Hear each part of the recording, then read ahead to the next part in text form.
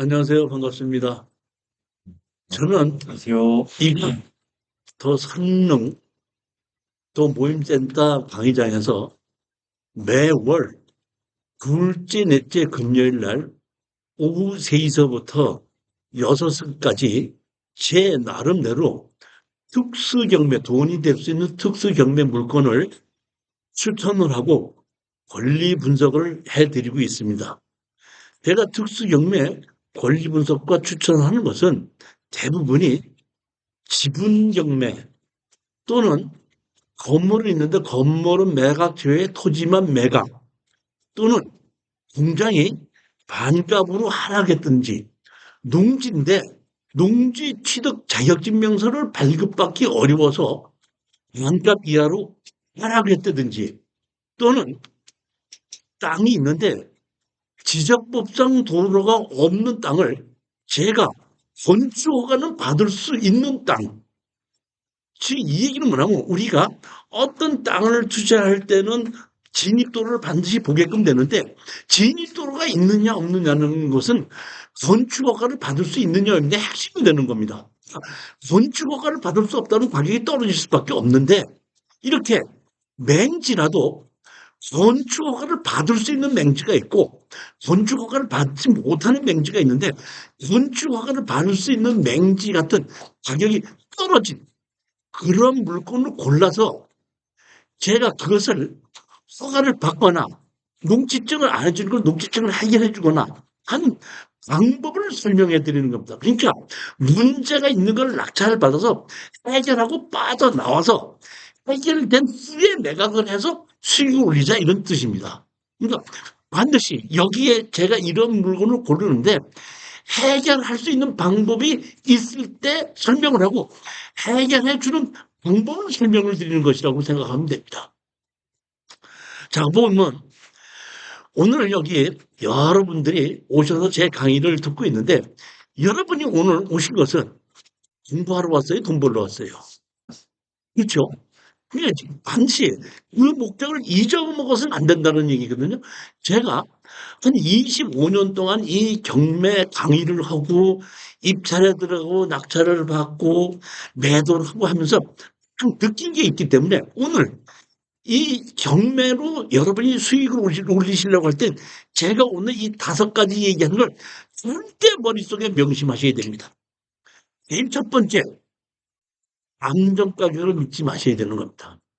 감정 가격은 홍보만 할 뿐이고 내가 실질적으로 거래되는 가격은 확인해야 된다는 것을 명심하셔야 됩니다. 감정가를 믿으면 안 됩니다. 제일 먼저 실수가 어디서 시작이 되는 감정가를 믿은 데서부터 실수가 되는 거예요. 예를 들자면 제가 낙찰받은 물건을 낙찰을 한 2억 얼마에 낙찰을 받아서 3억 얼마에 팔아달라고 내가 내놨더니 이제 공인중개사가 이제 뭐 2억 얼마 팔 정까지만 내주면은 팔 수 있겠다 했는데 경매로 한번 팔아볼까 해서 강제 경매로 신청을 했더니 감정 가격이 5억 2천이 시작하더라고요. 무슨 얘기인지 아셨죠? 절대 감정 가격 믿지 않는다는 겁니다. 두 번째, 좋은 물건과 돈이 되는 물건은 다른 겁니다. 내가 가지고 소유해야 될 물건은 좋은 부동산을 찾는 게 맞습니다. 그렇지만 나는 돈을 버는 것이 목적이지 내가 소유하려는 목적이 아닌 경우에는 좋으냐 나쁘냐를 따지는 것이 아니라 이것을 내가 썼을 때 돈이 되겠느냐 안 되겠느냐 그것만 따지는 겁니다. 그렇게 그거를 머릿속에 넣어야 된다는 얘기입니다. 세 번째, 낙찰이 목적이 아닙니다. 내가 오늘도 이렇게 추천 물건을 가지고 다 끝이 나지 않습니까? 강의 끝나고 나면 우리 수강생 중에서 교수님 오늘 추천한 물건 중에서 어떤 물건이 참 좋은데요. 그 물건 얼마에 입찰 들어가야 되지? 이렇게 물어보시는 분이 있거든요. 그런 것 자체가 잘못됐다는 겁니다. 이 얘기는 뭐냐면 내가 낙찰이 목적이 아니고 돈 버는 게 목적이라면 얼마에 낙찰을 나가야 되냐를 생각하지 말고 얼마에 낙찰을 받아야지 돈이 되겠냐를 생각해야 되는 거예요. 그러니까 낙찰이 목적이 아니라는 걸 절대 머릿속에다 넣으셔야 된다는 겁니다. 네 번째는 그러면 제가 조금 아까 저한테도 얼마를 써야 되냐고 묻지 말고 본인이 돈을 벌 수 있는 가격을 낙찰받으라고 했지 않습니까? 그러면 여러분들이 한테 제가 설명을 드리는 건 뭐냐면 이거를 낙찰을 받았을 때 얼마에 매도할 수 있다는 것을 판단하고 거기에 의해서 입찰 가격을 쓰는 거예요. 감정 가격을 믿는 게 아니라는 얘기예요. 내가 이걸 낙찰을 받았을 때 이거를 해결하는데 시간이 얼마 걸리고 돈이 얼마 들어간다. 그렇기 때문에 최소한 또 그 시간과 그 노력이 들어가면 돈이 얼마 들어가기 때문에 얼마 이하로 낙찰을 받아야지 내가 돈이 된다는 것이 결정을 하고 그 가격으로 들어가는 것이지 저한테다가 얼마를 써야지 낙찰을 받습니까? 물어보신다는 것 자체는 경매로 아직 돈을 벌 준비가 안 됐다는 뜻입니다. 그것도 명심하셔야 됩니다. 다섯 번째, 꾸준히 노력한다. 한 몇 년 전인데 우리 수강생 중에 등록하신 분이 이제 저녁에 회식을 하느라고 같이 맥주 한 잔을 먹은 적이 있었는데 저한테 그분이 젊으신 분이에요. 그때 한 40대 초반인데 나한테가 말로는 뭐라면 애들 우유값만 벌 수 있다면 저 북한을락도 갈 수 있습니다. 이렇게 얘기하시는 분인데 자기가 그 돈을 벌기 위해서 뭐 어떻게 했냐더니 무조건 49%까지 떨어진 거를 최저 가격으로 입찰을 들어가게끔 되면 한 20분, 30분을 들어가다 보면은 보통 가다가 6, 7, 8개월 만에 안도공찰로 낙찰받는 경우가 있대. 한꺼번에 자기 돈 벌었대, 여기까지. 한 4, 50분 입찰에 들어갔는데 이번에 교수님이 특수 경매를 하다 보니까 예전에 한 4, 50번 들어가야지 한 번 낙찰을 받는데 지금은 최저 가격으로 들어가도 한 10번만 떨어지면 한 번 낙찰을 받습니다. 낙찰을 받는 것이 아니고 그리고 떨어졌을 때에 여러분이 항상 제가 말씀을 드리지 않습니까? 뭐라고? 입찰에 들어갔는데 100만 원 차이로 떨어졌어. 아쉬워 안 아쉬워? 아쉬워하면 안 돼요. 아, 더 좋은 물건이 들어오려고 이번에 떨어졌구나. 버스를 놓치니까 다음번엔 리무진이 오더라. 이런 마음으로 즐거운 마음으로 오실 줄 알아야지 되는 것이 경매라는 겁니다. 또 한 번은 절대 지르지 마시라는 겁니다. 지른다는 것 자체가 잘못된 겁니다. 지르려고 하면은 일반 공인중개사한테 가서 좋은 물건을 골라달라고 그러지 왜 가격을 경매로 하면서 질러서 낙찰을 받느냐는 거예요. 제가 오늘 이 5가지를 말씀을 드린 것을 반드시 머릿속에다가 입력을 하고 이것을 어기지 않는다 그러면 여러분 최소한도 6개월에서 1년 이내에 부동산으로 수익을 올릴 수가 있습니다. 첫 번째 한번 물건을 보겠습니다. 수원지방법원 2024 935567입니다. 935567 화성시 기안동 25평 아파트 광재경매 청구금이 493만 2,166원입니다. 1순위 설정이 1억 6,300만 원이 있습니다. 이것은 지분이 아니고 일반 경매 물건인데 제가 추천을 한 겁니다. 자, 여기에 보면 민사집행법 제2관에서 강제경매 이렇게 돼 있죠. 민사집행법 제93조를 보는 겁니다. 93조를 보면 경매 신청의 취하. 우리가 어떤 부동산을 낙찰을 받았을 때에 잔금을 내기 전에 우리가 잔금을 내면 내게 되는데 잔금을 내기 전에 돈을 갚아버리면 내가 낙찰을 받았어도 이건 취하됐으니까 입찰 보증금 가져가십시오 연락이 옵니다. 그러니까 잔금을 내야지 반드시 내 것이 되는 것이지 낙찰을 받았다고 내게 되는 것이 아니라는 겁니다. 그렇지만 강제경매인 경우에는 내가 낙찰을 받고 난 다음에 그 채무자가 채권을 짚어버리게끔 되면 낙찰자의 동의를 받아야 된다는 것이 민사집행법에 있습니다. 그러니까 단순한 겁니다. 여기 보면 여기 아파트가 이게 얼마짜리죠? 2억 8,700이죠. 근데 얼마죠? 2억까지 하락을 했죠. 2억까지 하락했는데 지금 채권이 얼마죠? 아니 이건 설정이 된 거고 청구 금액이 얼마죠? 490만 원이죠. 그러면 사장님이 아파트에 살고 있고 대출받아서 살고 계시는데 어떻게 하다 보니까 한 500만 원의 경제 경매가 나왔어. 내가 어떻게든지 돈 500만 원을 마련해서 갚아야 되지. 그 500만 원 때문에 이 살고 있는 집을 전부 다 날려버리겠냐 이런 얘기예요. 그렇기 때문에 이거는 제가 보기에는 취하될 확률이 90%다 보니까 내가 잔금을 낼 일이 없어요. 그렇지 않습니까? 근데 예를 들어서 이 가격이 지금 현재 이 가격이 얼마죠? 감정 가격이 2억 8,700이 돼 있죠. 근데 현 시가가 예를 들어서 이것이 2억을 간다, 2억 선을 간다고 가정하십시다. 현 시가가. 자, 그러면 내가 어차피 일반 매매로 팔아도 이 가격, 경매로 팔아도 이 가격. 그러다 보면 안 갚을 수도 있다 이런 뜻입니다. 그렇지만 가격이 만약에 이 감정 가격이 맞는다 그러면은 500만 원 때문에 내가 2억 8,700짜리의 그 집을 포기하지는 않을 거기 때문에 그렇게 생각하고 입찰에 들어가시면 된다는 얘기예요. 잔금을 낼 수가 없습니다. 이런 경우에는 보게 되면 내가 낙찰을 받지 않습니까? 받고 나서 얼마 정도 있으면 법원에다가 내가 채권을 갚았습니다. 그러면 그 채권자가 그럼 법원에서 이 낙찰 받은 사람이 있으니까 낙찰 받은 사람 승낙 동의서 받아오십시오. 그러면 번호가 몇 번이니까 번호가 연락이 와 주거든요. 낙찰자한테다가 한 낙찰 받고 보통 제가 제 경험에만 한 열흘에서부터 한 20일 정도가 있으면 연락이 옵니다. 제가 낙찰을 받은 사람인데 그 채권을 갚았는데 동의서를 받아오라니까 동의서 어떻게 도장을 좀 찍어 주십시오. 이렇게 됐을 때 그러면 내가 도장을 찍어주면 취하가 되는데 내가 도장을 안 찍어줄 수도 있죠. 안 찍어주면 부탁을 하고 소송을 하면 되는 겁니다.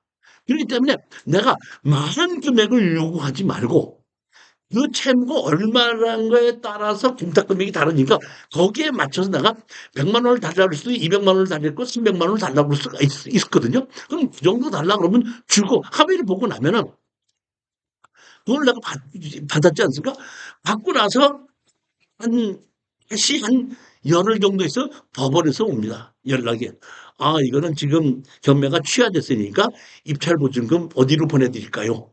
아, 뭐 어디로 보내달라고 입찰을 보내주다 보니까 등기 이전하고 비용도 없고 뭐 취등록세 낼 것도 없고 그냥 몇백만 원 정도는 생길 수 있는 것이 이런 것이다. 이렇게 해서 제가 여기 제일 첫 번째 거를 추천을 한 것입니다. 여기 보시면 소유자가 단독이고 채권자가 보면 OK저축은행이죠. 보면 이거 OK저축에 썼다가 다른 데서 채권을 썼다가 모지라는 걸만큼은 이 사람 재산을 찾아가고 추적을 해갖고 경제경매를 넣은 것 같아요. 두 번째 물건을 보시겠습니다. 실적입니다. 사산지원 2023 59718 이거는 강제경매입니다. 합덕업의 상업지역에 근린시설이 있는데 건물은 매각 제외고 토지만 경매로 나왔습니다. 이게 왜 이렇게 된다고 봤더니 세금을 안 내서 세무서에서 국가에서 압류를 했는데 압류를 했을 동안에는 땅은 있고 건물은 있긴 있었는데 건축물 관리대장만 만들었고 건물 등기부등본을 만들어 놓지 않았어요. 그러다 보니까 세무서에서 땅만 압류를 시켜놨던 겁니다. 놓고 있다가 이런 압류가 들어오니까 이 사람이 이거를 가등기로 바꿔버렸어요. 가등기로 또 넘겨놨단 말이에요. 넘겨놨는데 소송을 해서 그 가압류를 본압류로 바꿔가지고 경제경비로 집어넣은 겁니다. 내용이 그렇게 된 겁니다. 자, 한번 보시겠습니다. 여기 보시면 4억 9,800짜리가 1억 7,100만 원까지 하락을 했습니다. 제가 제일 먼저 뭐라 했죠? 감정가격 믿지 말라 그랬죠. 왜 그러냐면 여기 떡이라는 곳은 한 10여 년 전에 그 서해안에 저기 철도가 생길 때 합덕에 역이 생긴다고 해서 상가를 쳐갖고 많이 올라갔던 때가 있었습니다. 근데 그 합덕에 그 당시에 그 역이 생긴다고 해서 많이 올라갔지만 그 다음에 인구가 늘거나 그러지 않았거든요. 그리고 여기가 상업지역이기 때문에 감정 가격이 비싼 겁니다. 자, 그러면 여기서 상업지역이 좋아요? 계획관리지역이 좋습니까? 상업지역이 좋아요? 상업지역이 좋은 이유는 높은 빌딩을 지을 수 있으니까 좋죠.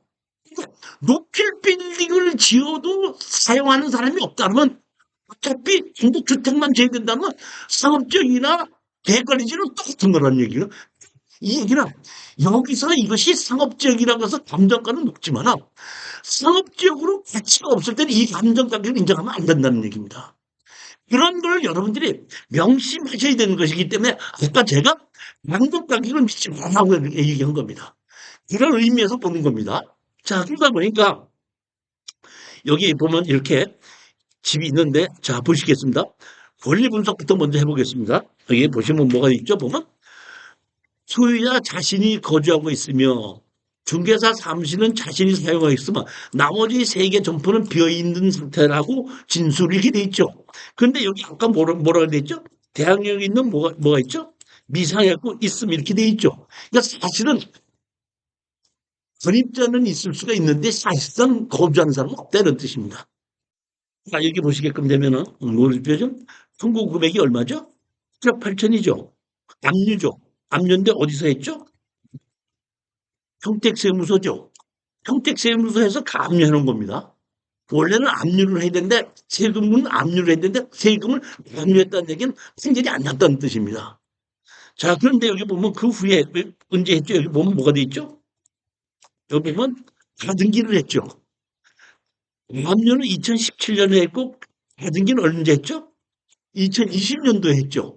그러면 기준 권리가 제가 어떤 게 기준 권리라고 했죠? 등기부등본주에서 가장 앞선 압류, 과압류 설정이죠. 가장 앞선 과압류가 기준 권리가 되다 보니까 그 기준 권리 이유는 뭐예요? 말도라는 얘기입니다. 여기 보시게 되면 그 다음에 설정이 있죠. 설정이 언제죠? 2017년 2월 16일이죠. 설정이. 근데 여기는 과압류가 언제죠? 17년 11월 22일이죠. 설정하고 과압류 보면 어떤 게 빨라요? 실정이 빠르죠. 그러면 여기서 아셔야 될 것이 있습니다. 세금은 세금은 압류 날짜가 아니라 세금 발생 날짜를 거슬러 가는 겁니다. 그런데 이거는 우리 낙찰자금은 관계가 없어요. 왜냐하면 세무서에서 배당을 가져가느냐 아니면 여기 실정해서 은행에서 세금을 받아가느냐지 이걸 가지고 낙찰자한테 돈을 달라고 그러는 건 아니다 이런 얘기예요. 그러니까 우리는 권리 분석에서 이 가등기가 소멸이 되느냐 안 되느냐만 따지면 되는 거거든요. 그러니까 압류로 되든지 설정으로 되든지 그 이후에 가등기는 소멸이라는 얘기거든요. 자, 이렇게 해서 청구가 얼마로 돼 있죠? 8억 5천. 후지만 이거 가는 겁니다. 그러면 솔직히 여기 보시게끔 되면 강매개시 결정했고 건전당 설정해서 여기 날짜를 보시게끔 되면은 정확하게 이해를 갔을 거라고 생각합니다. 자, 그 다음에 보면 건물 등기부등본을 보시겠습니다. 건물은 등기부등본이 언제 됐죠? 여기 보면 20년 2월 11일로 돼 있죠. 그런데 여기 보면 건축물 관리자는 언제죠? 2020년 11월 30일이죠. 다시 말하면 건축물 관리장은 17년 10월 30일 날 건축물 관리장을 만들어졌는데 만들어지자마자 건물 등기를 안 한 겁니다. 안 하고 언제 했어요? 20년 언제죠? 20년 2월 12일 날 했습니다. 그렇게 보니까 안중 새마을 경제에서 등기하고 난 다음에 등기한 후에 그 때문에 아까 설정을 추가한 설정을 또 한 겁니다. 건물은 그 이후에. 이제 권리 분석에 대한 것은 충분히 이해가 가셨죠. 그러니까 여기서 보면 건물은 매각제고 소지만 나왔고 거기에 있는 기준 권리 가등기는 말소상이다 하는 건 우리는 알 수 있다는 얘기입니다.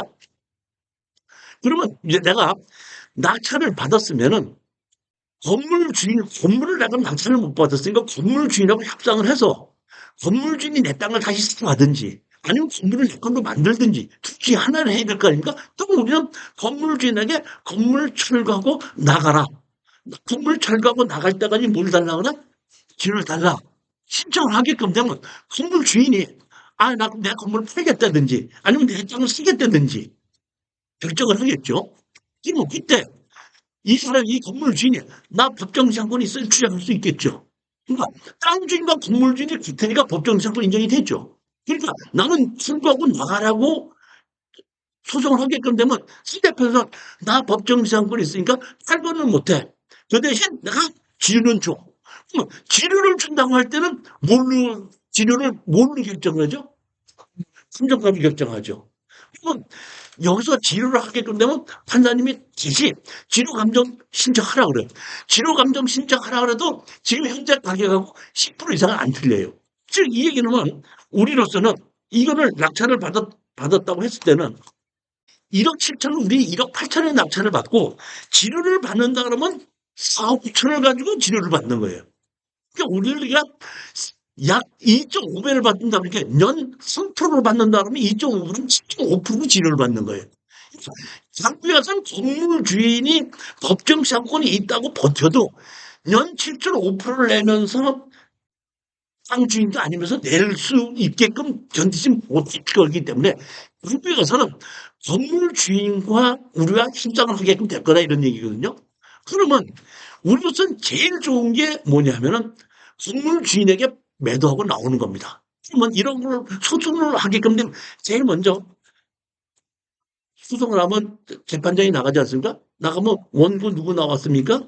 피고 누구 나왔습니까? 합니다. 원고 피고 나왔습니다. 그러면 이거는 건물 주인과 땅 주인이 달라서 생긴 소송으로서 조정을 하겠습니다. 몇 월 며칠 날 조정 괜찮습니까? 합니다.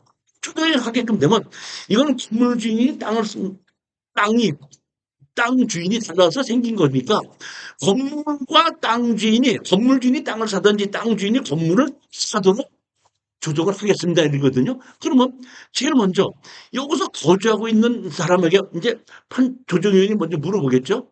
당신 땅 사겠습니까? 그러면 대부분 사람들은 가격만 맞으면 사겠습니다. 그 얘기하죠. 가격만 맞으면. 그러면 우리 땅 주인데 그럼 건물 주인이 사겠다고 그러는데 당신 팔겠습니까? 물으면 나도 가격만 맞으면 팔겠습니다. 이렇게 얘기합니다. 그러면 가격을 얘기해 보십시오. 팔 사람의 가격을 먼저 얘기해 주시고 판단 조정위원이 얘기를 합니다. 그러면 이렇게 얘기를 하면 됩니다. 여러분도 그냥 똑같이 설명을 드리는 겁니다. 사는 사람은 많이 받는 것이 좋고 사는 사람은 적게 사는 것이 좋겠죠. 그렇지만 감정 가격은 살고 사는 가격은 공정해야 되다 보니까 경매 때 감정 가격이 있습니다. 감정 가격을 가지고 저는 감정 가격을 주신다 그러면 알겠습니다. 그러면 대부분 건물 주인이 가달라고 그러죠.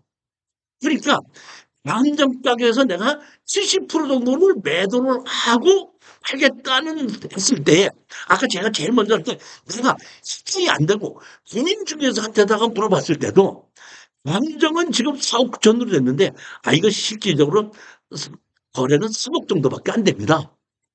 이렇게 된다. 3억 정도 돼? 그럼 내가 한 1억 9천 정도 낙찰을 받아서 공인중개사 건물을 내 걸로 만들어서 3억에 공인중개사한테 팔아달라든지 아니면은 건물 중에 산다고 그러면 일반 매매로 3억 정도 한다니까 내가 속으로는 지금 아까 조정을 했어요. 깎아달라고 그러면 3억 정도는 팔 수 있는데 건물 주인이 산다면 내가 한 2억 8천 정도는 주겠다. 그러면 내가 얼마 정도의 공인중개사를 통해서 팔든지 또는 건물 주인한테 판다는 가격이 결정이 된 거 아닙니까? 그럼 거기에 맞춰서 낙찰 가격을 써라 이런 뜻입니다. 그렇게 해서 그 가격이 낙찰을 받으면 계획대로 되는 거고 다른 사람이 돈 높게 써서 낙찰 못 받을 때는 나는 돈 못 버는 것은 내가 낙찰 받을 필요가 없다. 웃으면서 나오면서 다른 또 갖는다 이런 얘기입니다. 마음 자체가 그렇고 그런 생각을 가져야지 경매로 수익을 올 수 있다는 겁니다. 이건 그런 내용입니다. 제가 이 권리 분석이나 이런 거는 제가 서류를 좀 만들어 놨기 때문에 교재를 놨으니까 여러분이 따로 관심이 있으신 거는 그 교재를 따로 보시고, 그 중에서 특히 내가 관심이 있다고 할 때는 현장 집사를 한번 해보시고, 근처에 공인중개사 가서 물어보시고, 현재 거래 가격을 확인해 보시고, 이렇게 하시면 되는 겁니다. 여기 보시면 건물이 두 동인데, 하나는 이렇게 상가가 있고, 뒤에는 보면 그 사람이 거주하고 있는 집이 있어요.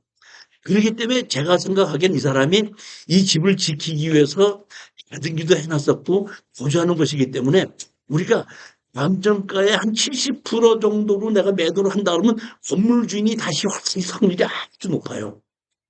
그러니까 우리는 건물 주인에게 다시 한 70%를 판다 그러면 내가 감정 가격이 한 60%나 55%에서 60% 정도를 내가 매입을 해서 이쪽으로 받는 걸로 가자. 이렇게 계획을 잡고 시작을 하는 것이 맞다고 보시면 됩니다. 세 번째 물건을 보겠습니다. 이번은 17쪽입니다. 서울 서부 지원에 2024 사경 58790에 2분의 1 지분 강제 경매입니다. 한남동에 있는 빌라인데 감정 가격이 얼마죠? 여기 보면 2분의 1이 6억 7천이죠. 6억 7천이라는 얘기는 13억에서 14억 정도쯤 간다는 얘기입니다. 원래 이 아파트도 비싸지만은 돈이 많으신 분들은 삼성동, 논현동 이런 쪽에 70평, 90평짜리 빌라에 사시는 분들이 많아요. 그러니까 이거는 일반 서민들이 들어가는 곳이 아니라 부자들이 들어가는 빌라거든요. 그러니까 저는 지금 서민들이 들어가는 빌라는 반가격을 하라 그랬어도 제가 지금 추천을 안 하거든요. 그렇지만 이거는 돈이 있으신 분들이 들어가는 빌라이기 때문에 이거는 투자를 해도 되겠다 싶은 생각에 추천을 한 겁니다. 여기 보시면 점유인이 누구죠? 점유인이 배우자가 있다는 얘기는 두 부부가 이 빌라에서 같이 거주하고 있다 이런 뜻입니다. 기준 권리가 아무것도 없죠. 압류감리 아무것도 없이 얼마만 있죠? 4억 1,600에 지금 실적만 돼 있죠. 그런데 여기 얼마로 나왔죠? 강제금은 5억 3,200이죠. 그러니까 제가 보기에는 이 빚이 워낙에 많기 때문에 여기 채무자는 취하를 시키지 않을 거라고 봅니다. 그러니까 여기서 있으신 분들이 배우자가 이걸 그대로 이 집에서 거주하기 위해서 둘 중에 하나예요.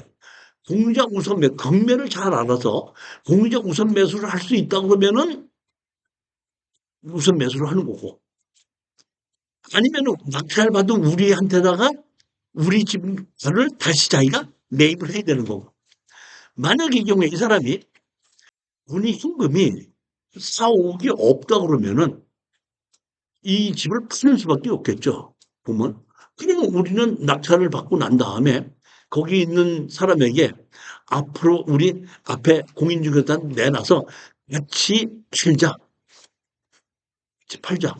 이렇게 하는 거거든요. 그러면 우리는 이거 보면 이런 것이 가장 쉬운 거예요. 뭐냐면 셋 중에 하나예요. 우리가 공동우수 매수 신청했으니까 우리가 돈 없이 그냥 우리 일당만 버리고 그냥 오는 겁니다. 낙찰을 받았는데 우리 집은 다시 사겠다고 그러면은 그러면 오늘 뭐 적당한 그게 감정가 이하로 한 80%나 85% 매도하고 나오면 돼요. 근데 이 사람이 다시 사지 못한다면 할 수 없이 어떻게 하죠? 둘이 같이 가서 공인중개사 내놓고 파는 겁니다. 따라서 여러분들은 이거 입찰에 들어가려면 여기 앞에 가서 공인중개사 가서 이 빌라가 얼마에 매매할 수 있는 금매 가격이 얼마에 매매할 수 있느냐 해서 얼마에 매매할 수 있다는 거는 95%로 매매를 한다고 그 공인중개사 얘기를 보고 그 가격에 얼마는 내가 입찰에 들어가면 얼마는 납득했다고 결정이 나고 그 가격에 입찰에 들어가는 거예요. 그러면서 우리는 낙찰을 받았는데 여기에 있는 배우자가 내가 가서 찾아가서 우리 공인중개사한테 같이 가서 빨리 팔아서 그냥 나눠 계십사 좋겠는데 이런 식사하면서 안 할 수도 있죠. 그리고 오면가 그러면 할 수 없이 우리는 뭐해? 당신이 내 지분 2분의 1을 사용하고 있으니까 팔릴 때까지 어때? 사용료 내놔라. 그러면서 이금 되고 압력을 주게끔 되면 솔직히 그 사람도 우리에 응할 수밖에 없다는 얘기. 이 얘기는 64%까지 떨어졌으니까 지르지 않고 낙찰을 받는다면 이런 경우에 감정 가격에 뭐 조금 하락했다고 하더라도 수익을 남을 수 있는 그러니까 제가 보기에 이런 경우에는 보면 6, 7개월 안에 거의 끝이 나요. 그렇게 해서 매도를 하고 나온다 이렇게 아시면 되는 겁니다.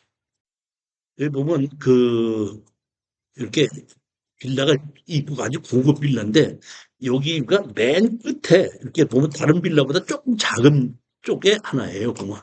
그렇기 때문에 여기 이쪽에 있는 그 빌라의 공인중개사한테 가서 이것이 얼마에 매매될 수 있는지만 알아보고 그 가격에 맞춰서 입찰을 들어가서 낙찰을 못 받는다고 하더라도 미련 갖지 마라 이런 얘기예요.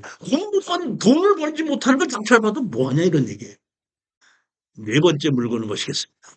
서울 북부지방법원에 2025 사경 10478 성북구 여기도 보시게끔 되면 3억 6,200짜리가 2억 3,100만 원까지 하락을 했습니다. 이것도 조금 아까 한남동에 있는 빌라하고 설명하고 같다고 보면 됩니다. 다른 임차인이 없고 두 부부가 지금 거주하고 있는데 여기 보면 임의경매죠. 임의경매라는 얘기는 이 사람이 돈이 없다는 뜻이기 때문에 취하는 안 된다는 얘기예요. 자, 한번 보시겠습니다. 2분의 1 지분인데 임의경매라는 얘기는 매입을 했을 때는 부부가 2분의 1씩 같이 소유했다 이런 얘기예요. 근데 중간에 채무자가 돈이 더 필요하니까 배우자한테 허락을 받지 않고 자기 지분만 가서 설정을 해놨다가 못 갚으니까 경매가 나온 거예요. 이런 경우에 보게끔 되면은 서류상으로는 아직 이렇게 부부상으로 돼 있는데 거의 이혼 상태에 있을 수도 있다는 걸 우리는 생각해야 되기 때문에 이건 취하될 일이 있고 낙찰 받으면은 바로 같이 팔아서 나누자 하게끔 되면은 여기에 있는 배우자도 다른 방법이 없기 때문에 경매로 팔을래? 공인중개사한테 팔을래? 공인중개사한테 그냥 팔자 하면 이 사람도 그렇게 할 수밖에 없거든요. 여기는 이거는 빚이 워낙 이렇게 많기 때문에 따라서 이것도 아까 제가 제일 처음에 여러분에게 말씀드린 것처럼 지르지만 않고 낙찰을 받으면은 얼마든지 6개월 안에 큰 돈을 벌 수는 없어도 몇 천만 원 정도는 수익을 올리고 빠져나올 수 있는 그런 물건이다 생각하시면 되는 겁니다. 여기 보시게끔 되면 1순위가 건저당론이 있고 2순위는 누구한테 불렸죠? 주식회사 린치 자산 대부 해놨고 또 3순위가 어디 또 있죠? 네? 엔터스 엑스펜 쇼핑몰 또 있죠. 그러니까 제가 보기 이건 대출 받은 거고 이거는 자기가 사업하는데 뭐 설정을 해준 것 같아요. 내가 어디 뭐 장사를 하고 뭐 하려고 한다 보니까 설정을 해, 뭐 가게를 빌린 데들 할 때 거기에 설정해 준 거고 1번하고 2번으로 보게끔 되면 이거는 돈을 빌려 쓴 거기 때문에 이거는 해야 될 확률도 없고 배우자의 허락을 받지 않고 자기 집만 설정했다는 얘기는 배우자와 두 부부 관계가 원만치 않다 이런 뜻이거든요. 그렇기 때문에 이런 배우자도 아니 그건 금융을 집착했을 텐데 맨 처음에 매입을 할 때는 같이 설정을 했고 그 후에 이분의 지분만 설정을 했다는 얘기는 그 이후에 살다가 보니까 마음이 달라졌다 이런 뜻입니다. 그렇기 때문에 이거는 낙찰을 받고 여기에 있는 그 배우자한테 가서 빨리 풀자고 하면 이 사람도 빨리 풀자고 얘기하지 이거 풀고 있자고 하는 이유가 없어요. 이 사람도 무조건 빨리 풀자고 하는 것이지. 27쪽에 보게끔 되면 이거를 말로 하는 것이 있고 말로 하지 않고 소장을 내는 수가 있거든요. 소장을 보게끔 되면 이렇게 공유지분 흥금 분할하자고 할 때 그냥 나홀로 소송을 하는 사람들을 위해서 이렇게 보면 청구 취지 청구 원인 이렇게 있거든요. 청구 취지 여기 보면 뭐가 있죠? 여기 보면 부동산을 경매에 붙이고 그 대금에서 경매 비용을 공제한 나머지 금액을 2분의 1 피고에게 2분의 1씩 분배한다. 이렇게 소장을 내게끔 되면은 나머지 지분권자 2분의 1 지분권자가 그래도 경매로 팔지 말고 공인중개사 파는 것이 더 낫겠죠. 합의한다 이런 뜻입니다. 합의 안 하면은 아까도 말씀드린 거를 여기다가 뭘 붙이죠?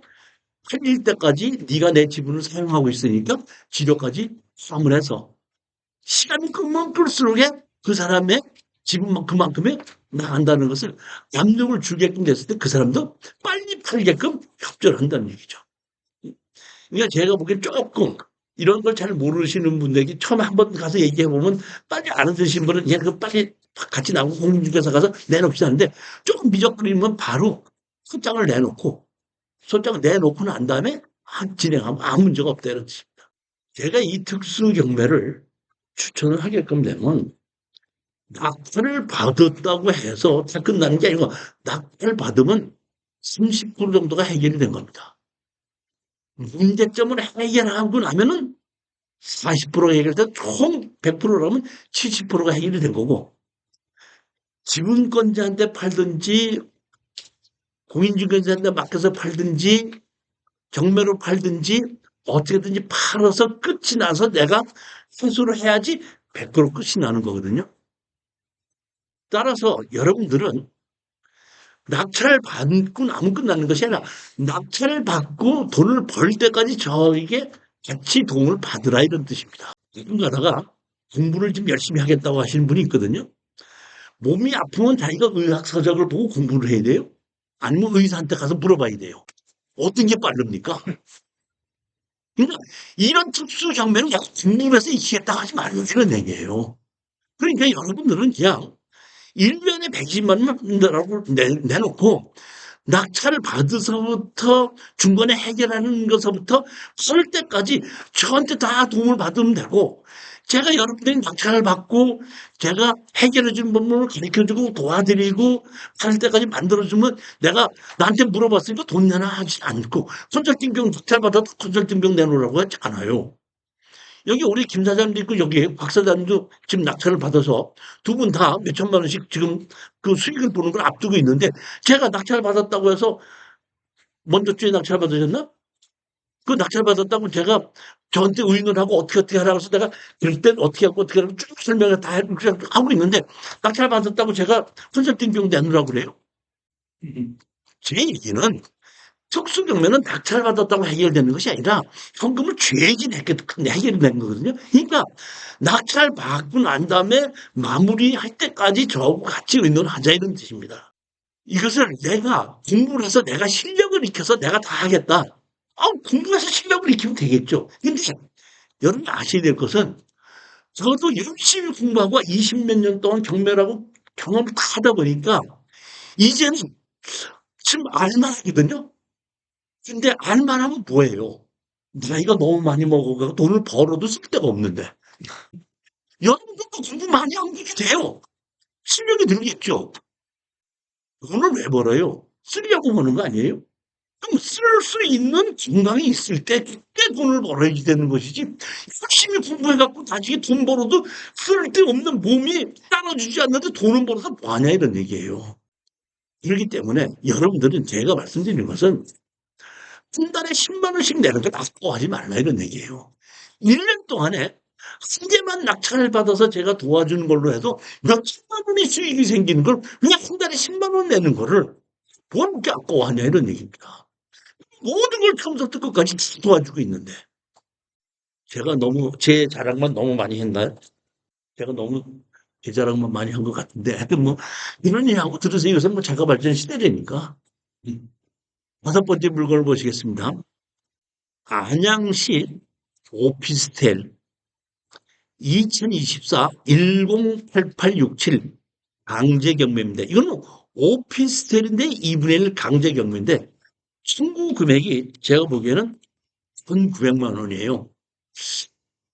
1,900만 원이다 보니까 이 아파트 자체가 지금 얼마죠? 보면 1억 2천, 아파트가 오피스텔인데 1억 2,300이라는 얘기는 2억 한 5천 정도인데 2억 5천여 정도의 1,900만 원이라고 그러면 어떻게 보면은 빚이 적은 것도 같으지만은 제가 판단하기엔 다른 것이 또 있고 뭐 하기 때문에 취하 안 될 수도 있다는 거를 생각했고 이건 오피스텔이기 때문에 이 감정 가격을 절대 믿어서는 안 된다.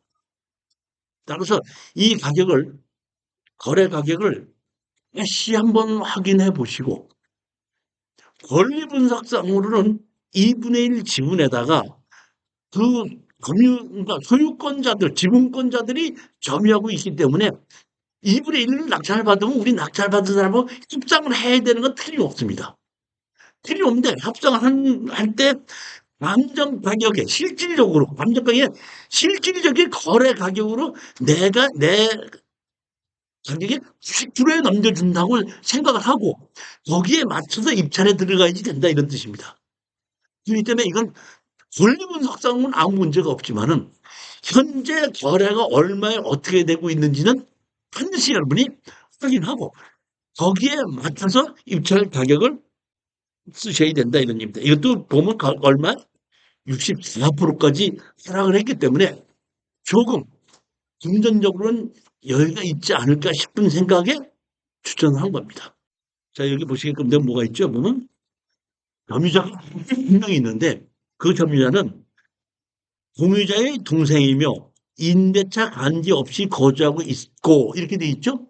그러니까 여기 보면 대항력 있는 임차인이 한 사람이 있긴 있는데 그 사람은 그 지분권자의 동생이고 여기에 그 세입자가 아니라는 것이 있기 때문에 그거는 무시하고 입찰에 들어가도 된다는 얘기입니다. 여기 보면 주거 임차인 미상 이렇게 돼 있죠? 미상 이렇게 돼 있습니다. 이 누구 해갖고 여기 2분의 1씩 지분이라는 얘기고 주소가 같다는 얘기는 아침밥을 같이 먹든지 침대를 같이 쓰는 사람이라 이런 뜻이거든요. 이게 오피스텔입니다. 오피스텔. 이렇게. 시인의 중심가에 있는 거기 때문에 여섯 번째 물건을 보시겠습니다. 의정부 지원 2024-6642 33쪽입니다. 공장인데 공장이 땅이 1437평이고 건물이 731평짜리에 감정 가격이 42억짜리가 14억까지 하락을 했습니다. 제가 뭘 믿지 말라 그랬죠? 감정 가격 믿지 말라 그랬죠? 이 감정 가격 믿으면 안 되고 실질적으로 얼마 정도 가야 되냐는 것은 말이 되는데 그렇게 해도 꽤 많이 틀리진 않아요. 보통 보면 한 80%, 90% 이런 정도는 그 공장은 일반 땅은 50%가 틀리는 수가 있는데 그렇지 않고 일반 공장 같은 경우는 그 가격이 이렇게 꽤 많이 틀리지는 않습니다. 그러면 이 공장이 상당히 좋은데 보통 보면 공장이 49%까지 떨어지게끔 되면 마찰을 받는데 이거는 얼마까지 떨어졌죠? 34%까지 떨어졌기 때문에 양주에 상당히 좋은 위치에 땅도 좋고 도로도 좋고 건물도 상당히 좋은데 왜 이렇게 34%까지 하락을 했을까 하고 봤더니 이 문제가 있는데 이 문제는 간단하게 해결이 되겠더라고요. 그래서 제가 이걸 추천한 겁니다. 문제점이 뭔가 한번 보시겠습니다. 우리가 낙찰을 받는 건 이거거든요. 이 땅입니다. 이 땅과 이 건물이에요. 근데 여기 있죠, 여기에. 여기에. 여기에 진입도로가 있어서 이 진입도로를 통해서 일로 이렇게 들어와요. 그런데 여기 보게 그럼 여기 보면 이 땅 전부 다가 한 사람이 갖고 있어 갖고 대출을 받은 것 같아요. 40매덕을 가지고 대출을 받았는데 대출을 받아 갖고 갚지 않으니까 경매로 신청을 하니까 이걸 한꺼번에 매도를 하지 않고 여기 땅이 보면 이 땅은 맹지가 되다 보니까 맹지가 만지지 않게 요 땅을 잘라서 이쪽에다 붙인 거예요. 그러니까 우리 공장으로 진출입을 하던 그 진입도로 땅을 오른쪽으로 붙여서 이 오른쪽으로 경매를 집어넣고 이건 따로 경매를 집어넣는 거예요. 왜냐하면 이걸 따로따로 경매를 집어넣으니까 한 통으로 다 하게끔 되면은 땅이 전부 다가 80억이 넘어가다 보니까 이게 떨어질 것 같다 보니까 쪼개서 하는데 쪼개려야 되니까 건물 있는 쪽과 건물 없는 쪽으로 쪼개야 된다 보니까 건물 있는 쪽으로 쪼개서 이 필자고 이걸 도로로 쓰고 있는 걸 합치게끔 되면은 뒤에 땅이 맹지가 되니까 이 또 그게 하락이 되거든요. 그러다 보니까 이 경매를 집어넣을 때 어떻게 하냐면 이 앞에 있는 이 공장에 있는 진입도로로 쓰고 있는 걸 분할해 갖고 이쪽으로 붙여놓고 이 세 개를 가지고 경매를 집어넣고 이거는 선택지대로 경매를 집어넣은 거예요. 무슨 얘기인지 이해가 가셨죠? 그러다 보니까 여기 보면 그 여기 하나 둘 세 필지 있죠. 세 필지만 누가 낙찰을 받았는데 얼마였죠? 69억짜리를 얼마에 낙찰을 받았죠? 36억에 누가 낙찰 받아가 간 겁니다 이거를. 이거 보니까 우리는 남은 것이 지금 보면 요 땅 아닙니까? 요 땅인데 여기서 진입도를 쓰는 걸 이 땅에서 진입도를 이쪽으로 들어가게끔 우리는 다시 만들어야 된다 이런 뜻입니다. 이게 보면 요때 요 옆으로 이제 진입도를 만들어야 되기 때문에 제가 봤더니 이렇게 여기에 있는 건물이다 보니까 요 옆에 이렇게 도로가 있거든요. 도로에서 이쪽은 좀 올라간 요쪽에 요만큼에서 요 땅을 치는 요만큼에서 여기 담장을 허물고 이쪽으로 진입도를 만들게끔 되면 아무 문제가 없겠더라고요. 공장은 대출도 잘 되고 임대도 잘 나가거든 양주에 있는 것은.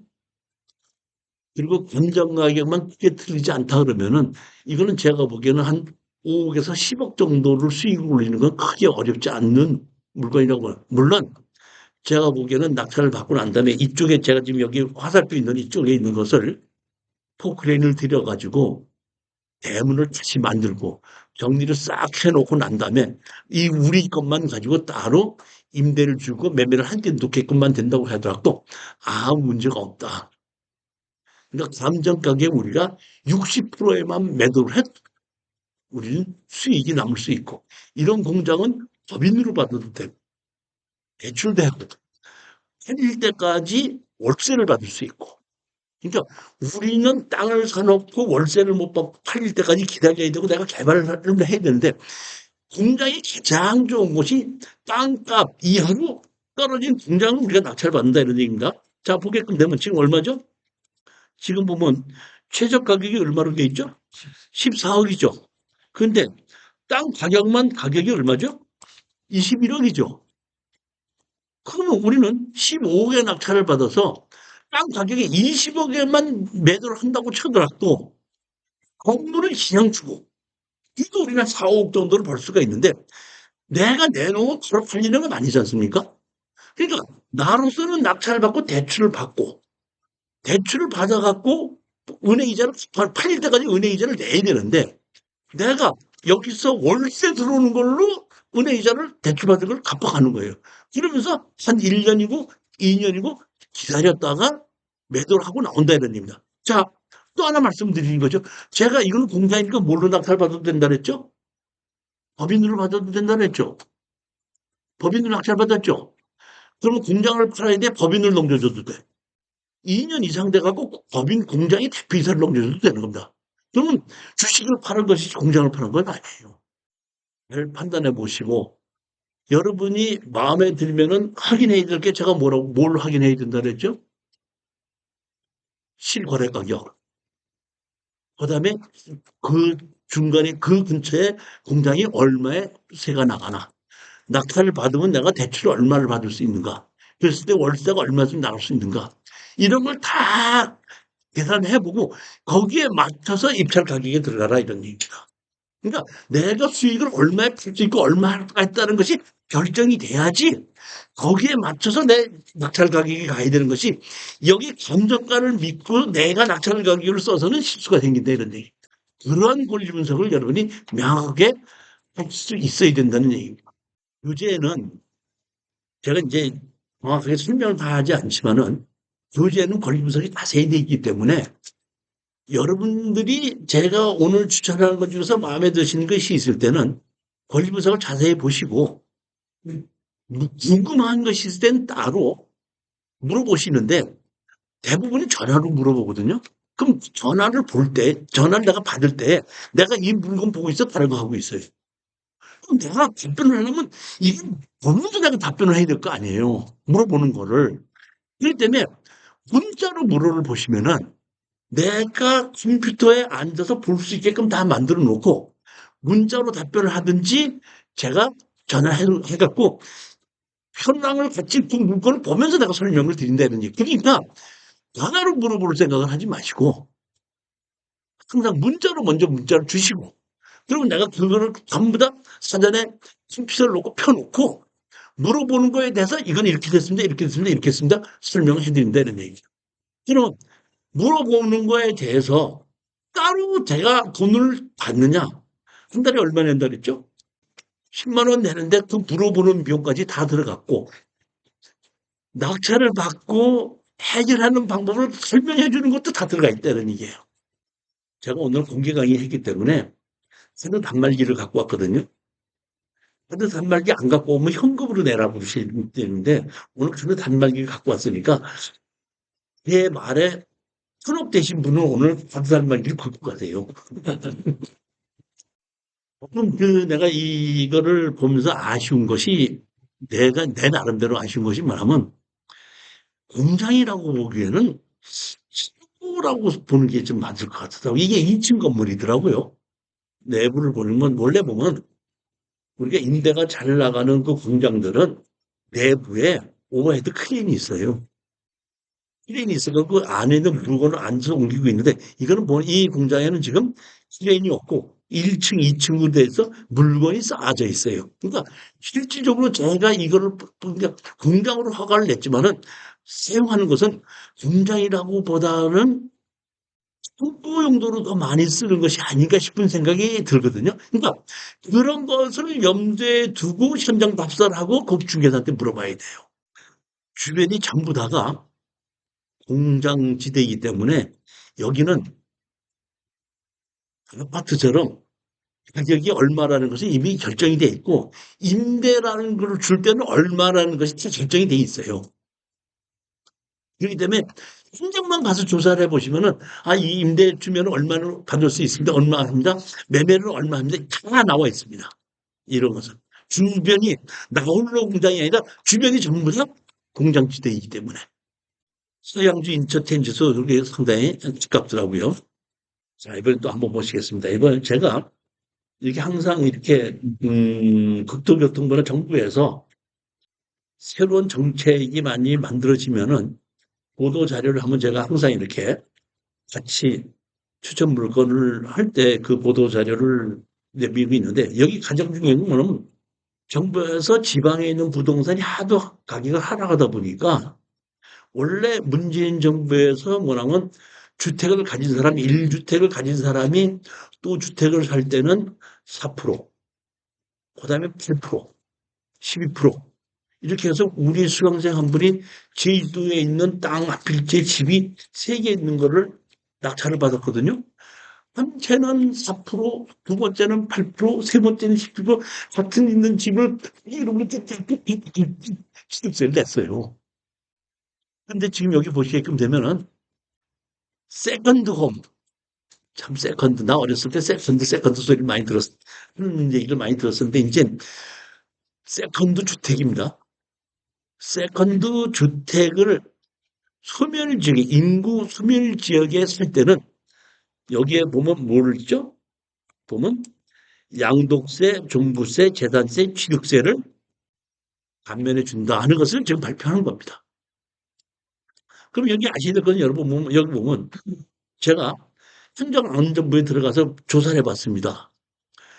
인구 감소 지역으로 지금 이런 혜택을 주는 곳이 어디냐? 봤더니 여기 지금 이게 인구 감소, 국토교통부에서 인구 감소 지역으로 혜택을 주는 지역이 여기입니다. 그러니까 여기에 다른 건 모르고 뭐가 들어가냐면 깜짝 놀랐습니다. 뭐냐면 인천에 어디가 들어갔어요? 광화가 들어갔더라고요. 왜 제가 이런 말씀을 드리냐면 제가 추천 경매 추천 물건을 많이 오랫동안 했는데 광화도에 제가 질르지 말고 들어가라고 해갖고 제가 한 십몇 년 동안 추천해갖고 경매를 낙찰받은 사람이 없어요. 강화도. 그만큼 서울 사람들이 가깝게 접근을 해서 투자를 많이 했던 것이 강화도이기 때문에 경매는 낙찰받기가 어려웠는데 강화도에 인구 소멸로 해가지고 지금 이런 특기를 준다는 걸 보고 조금 놀라웠습니다, 보면. 그래서 오늘 제가 강화도에 있는 물건을 2개를 골랐는데 하나는 지금 하는 건 땅만 골랐고 또 하나는 주택을 고른 것이 있습니다. 왜 골랐느냐? 여기 얼마죠? 49%까지 하락을 했기 때문에. 여기 토지가 3필지인데 대지가 있고 묘지가 있고 묘지가 있습니다. 그러니까 3필지가 다 경매를 넣었는데 대지 한 필지, 묘지 2필지입니다. 자, 박 사장님, 묘지가 좋아요? 대지가 좋아요? 돈 내는 게 좋죠. 예를 들어서 대지와 묘지의 감정 가격이 대지는 비싸고 묘지는 하락했다 그러면은 집을 짓는 데는 지목과는 관계가 없거든요. 그러면 대지하고 묘지에서 내가 건축 허가를 받을 때 차이점이 뭐냐면 묘지는 개발행 허가를 받아야 된다는 거고 대지는 개발행 허가를 안 받아도 된다는 얘기니까 개발행 허가를 받기 위해서는 토목설계 사무실에다 300만 원만 더 주면 되거든요. 그러면 하나는 대지고 하나는 묘지인데 감정 가격이 대지는 평당 30만 원이고 묘지는 평당 20만 원이라고 그러면 대지가 좋아요, 묘지가 좋아요? 묘지가 좋은 거 아닙니까? 짓는 건 똑같은데. 하나는 묘지는 뭐해? 개발행 허가를 받기 위해서 목설계사입니다. 300만 원만 더 준다는 것만 들어요. 근데 임야나 농지는 달라요. 뭐냐면 임야는 습지관리법 적용받고 농지는 농지법 적용받기 때문에 농지 전용 부담금을 내야 되고 임야는 대체살인 조성비를 내야 됩니다. 근데 그거는 임야나 농지는 지목에 의한 특별법을 적용받는 땅이에요. 임야나 농지는. 근데 다른 땅, 지금 묘지는 특별법, 묘지에 대한 특별법이 없어요. 그러니까 순항이 묘지가 있으면 묘지를 없애야 돼요. 이래야지 건축허가가 납니다. 그런데 순항이 묘지가 없다는 지목이 묘지라고 했을 때 대지하고 다를 게 없다. 다른 건 뭐다? 개발행 허가를 받느냐 안 받느냐. 토목설계 3에서 300만 원 줘야 되느냐 안 되느냐. 그것만 다르다는 겁니다. 그렇게 해서 지금 얼마까지? 49%까지 하락을 했는데 땅을 투자할 때 가장 핵심적인 게 뭐예요? 건축허가 난다는 거 아닙니까? 여기 보면 용도 지역이 무슨 지역이죠? 문화재법의 역사문화환경보존지역이죠. 그다음 매장문화재 보호지역이죠. 역사문화환경보존지역이면 건축허가 나요, 안 나요? 또 그다음에 매장문화재 보호지역이면 건축허가 나요, 안 나요? 난다 안 난다는 못하고 문화재청에서 결정을 해야 되는 겁니다. 그러니까 내가 건축허가를 받는다 그러면 건축가에서 문화재청에다 보내요. 그 문화재청에서 그건 된다 안 된다고 결정이 나는 겁니다. 여기 권리 분석을 보면 아무 문제가 없습니다. 기준 권리보다 앞서 있는 뭐 압류, 선주, 뭐 가등기, 개처분 아무것도 없지 않습니까? 그러니까 설정만 있으니까 기회 소멸 기준이니까 등기부등본상으로는 권리 분석에 아무 문제가 없다는 얘기. 그러니까 우리로서는 얼마에 매도를 할 수 있느냐, 건축허가를 받을 수 있느냐 그것만 가지고 가기 때문에 여기서 여러분이 가장 중요하게 아셔야 될 것은 건축허가 나는 데는 아무 문제 없다 그랬죠? 이러면 뭘 하는 거죠? 살 수 있게끔 인하를 하든지 건축허가를 받아서 매도를 하는 것이 좋은지 그냥 매매를 하는 게 좋은 것이지 아니면 현재 낙찰 받은 거에 감정 가격에 현 거래 가격의 70%나 85%에 매도할 수 있겠는지 여러분은 이것만 조사를 하시면 되는 겁니다. 이렇게 해서 거기에 맞춰서 입찰 가격을 쓰는 겁니다. 근데 여기 아셔야 될 건 땅은 내 돈 다 집어넣어야 되죠. 팔릴 때까지 한테 돈이 들어와야 안 들어와요? 안 들어오죠. 그렇기 때문에 땅에 투자하시는 분들은 감정 가격에 실거래 가격에 60% 이상서는 남는 게 없습니다. 아셔야 되는 거. 아까 공장 같은 거하고 달라요. 월세도 들어올 수도 없고 팔릴 때까지 기다려야 되거든요.